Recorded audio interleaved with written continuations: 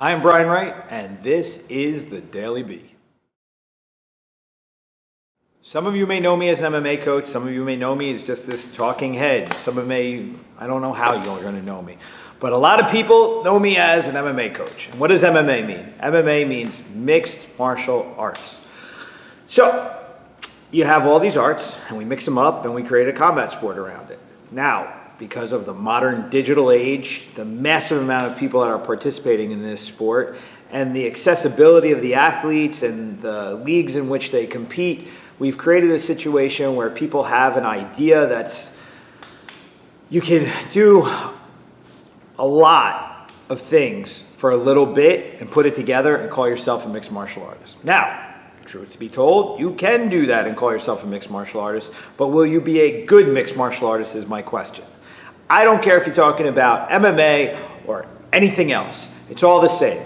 If you're spending a little bit of time focusing on a lot of different things, you become this general person who's not really great at anything. You might be good at some things, but you're never going to be really great, and you're not going to have anything that comes together in any way to create some monumental situation.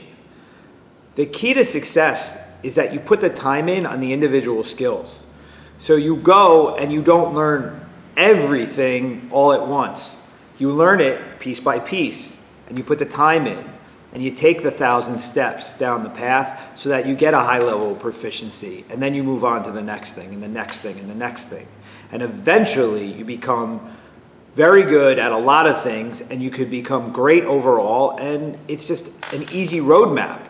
When I say easy roadmap, it's easy to design, it's easy to draw, it's easy to plan, it's extremely difficult to follow through on.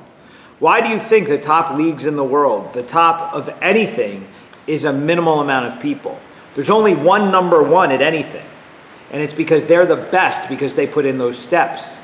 The best people I've ever worked with, so Jay Teitelbaum was my original hammer.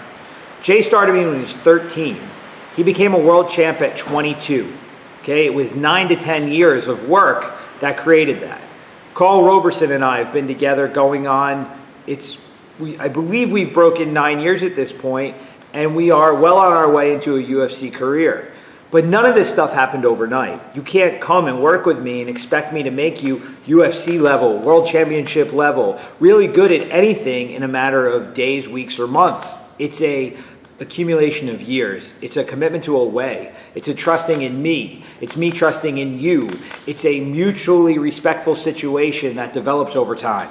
As I get to know you, I can then tailor the training to fit what it is you're trying to achieve. And as you get to understand me, it's easier to process what I'm saying. There's all of these things involved.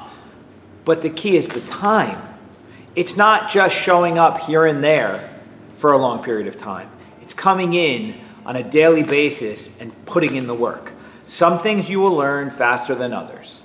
A physical thing like MMA, your body needs 8 to 10 years to physically develop the skills necessary to take the damage, to inflict the damage, and to be able to dance that dance with another human being effectively at a high level.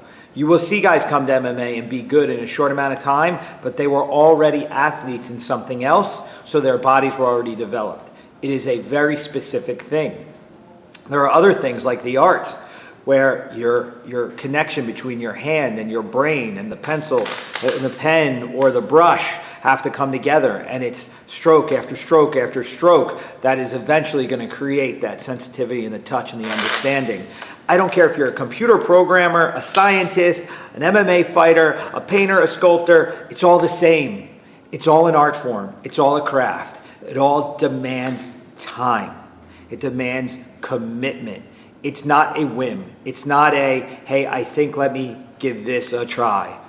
It's, I have a burning desire within to do this at a high level, and I now have what it's going to take to get to that level because I've made that commitment, and I'm incomplete without being on that path. Do you understand that?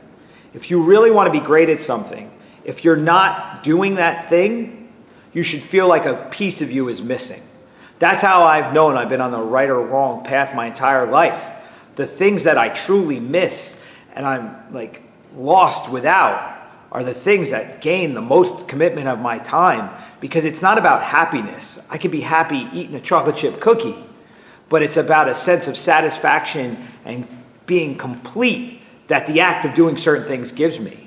When I'm not coaching people, when I'm not operating at a high level in MMA, my life it spirals, because MMA is like the glue that binds for me. It's the interactions with these people, with these young people that have these dreams and these desires and this commitment. Being on that path with them and fighting that battle, that's everything to me. That's what coaching is. That's why I'm a coach, because I need to be fighting that battle with people on a daily basis. That's my battle. I battle to help you get better. And then you do your thing. Together we create something great. That's what keeps me going. What is yours? What is your driving force? What is the thing that keeps you up at night if you didn't do enough of it that day? That's the thing that you've got to embrace, you've got to grab hold of, and you've got to go for. And I don't really care where you're at in life. I don't care if you're 12 or you're 85. If you come to the realization that this is the thing that gives my life purpose, go do it. It's never too early. It's never too late, because you never know how much time you actually are going to have. That 12-year-old may only live to be 13. That 72-year-old could end up being 105, or they could be 73. Give yourself the opportunity to have some satisfaction in your life before your life is gone by actually taking those steps now and stop procrastinating and putting them off. I'm not sitting here trying to do this pump up, rah, rah, here's your motivational speech. I'm saying in 2020, during a global pandemic, where over 100,000 U.S. citizens have died, people I know have suffered and died from this, I'm looking at life a little bit differently.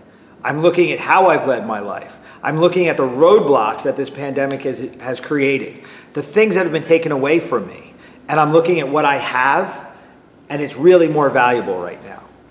It's something I don't want to let go of. And when we come out of this pandemic and New Jersey opens up and we can go back to doing business, I don't want to go back to normal. I want to move forward with a greater appreciation for what I know, what I care about, who I care about, the people that are motivated and trying to do something, and I want to create something more positive, more progressive, just something better, guys, just better. I don't say progressive as a left or right agenda or whatever. When I say progressive, I want to do something that is going to move the ball forward for all of us. I want to communicate in a way that inspires, not just maintains. I can't maintain. I have to move forward now. It's just too important not to.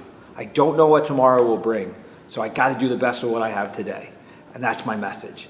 Again, this is not some rah-rah, let's go for it. This is, look at what's going on in the world right now and have some respect for the gift that you have. The gift is you're still fucking breathing. You're alive. Now go do something. This is Brian Wright. I'm going to hang out with my kids because they're my motivation. My wife too. I love her to death. Peace.